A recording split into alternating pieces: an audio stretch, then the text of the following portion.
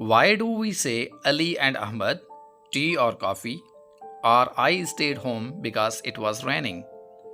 The answer lies in a small but very powerful part of English grammar called conjunctions.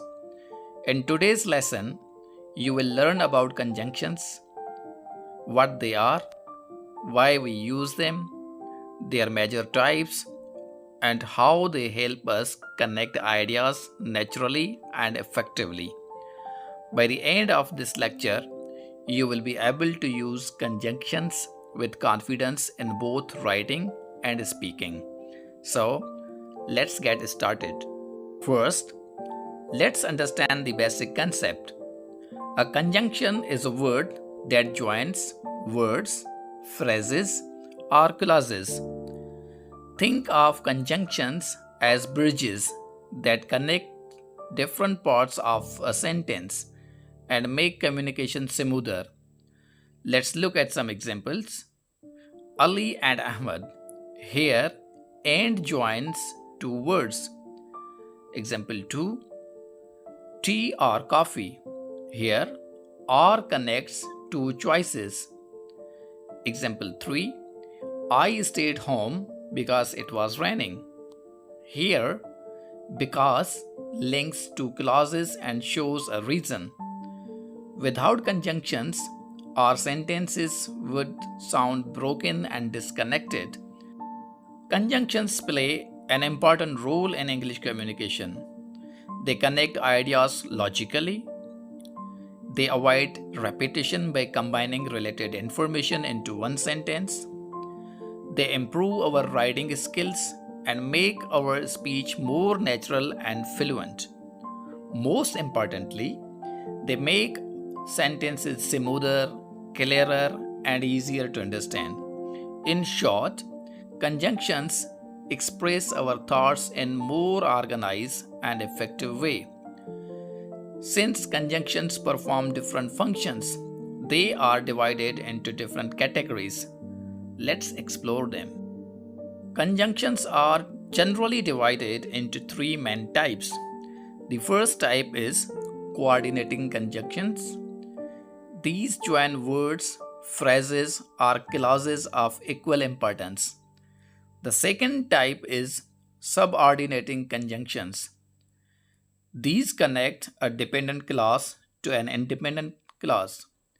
The third type is correlative conjunctions. These work in pairs to connect related ideas. Let's start with coordinating conjunctions. These conjunctions connect words, phrases, or clauses that have equal importance in a sentence. Look at these examples. Ali and Ahmad. The conjunction and joins two people. Tea or coffee. The conjunction or represents a choice. I was tired, but I worked. The conjunction but connects two contrasting ideas. Because these conjunctions connect equal elements, they are called coordinating conjunctions. To remember them easily, English learners often use a special formula. A simple and popular way to remember coordinating conjunction is acronym FANBOYS. Each letter stands for one coordinating conjunction. F stands for, which shows a reason. A stands for and, which adds information. N stands for nor, which expresses a negative choice. B stands for but, which shows contrast. O stands for or, which represents alternatives. Y stands for yet, which shows an unexpected contrast.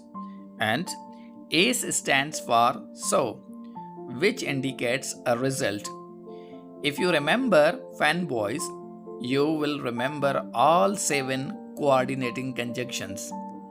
Let's move on to the second major type of conjunction. The second type is subordinating conjunctions. These conjunctions connect a dependent clause to an independent clause. An independent clause can stand alone and express a complete idea. A dependent clause cannot stand alone because its meaning is incomplete. Look at example.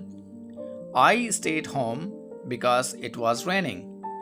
The first part, I stayed home, is an independent clause.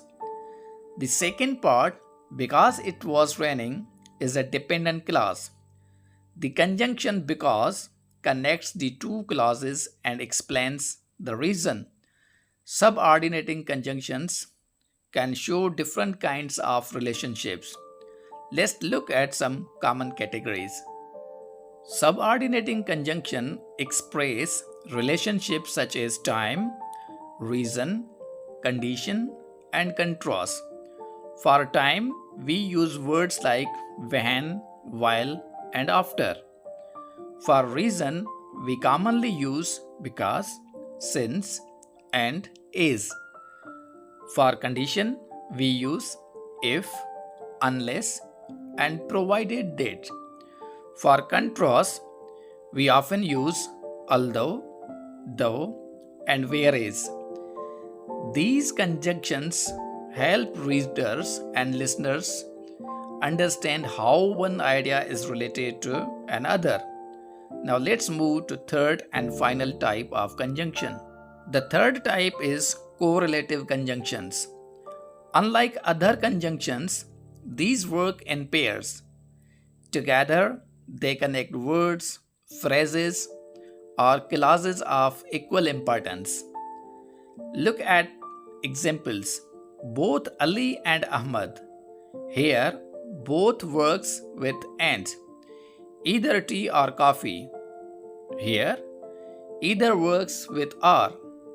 Notice that one word is the pair depends on the other. That is why they are called correlative conjunctions. Let's look at some of the most common correlative pairs.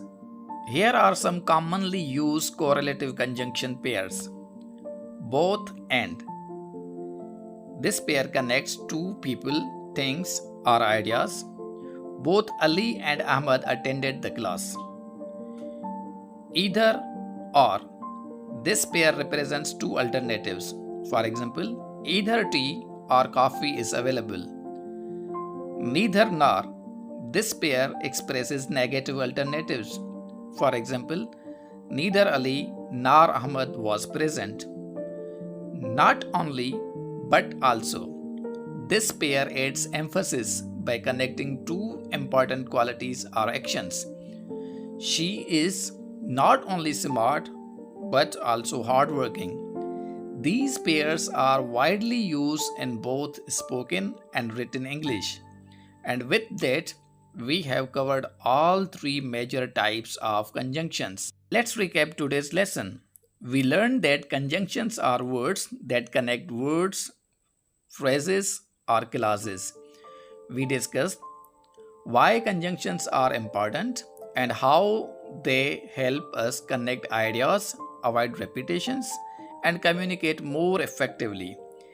We explored the three main types of conjunctions: coordinating conjunctions, which join equal ideas, subordinating conjunctions, and correlative conjunctions. We also learned the FANBOYS rule, a simple way to remember all 7 coordinating conjunctions. Remember, the better you use conjunctions, the clearer, smoother, and more professional your English will become. Thank you for watching and learning with Let's Learn with Aftab Aman.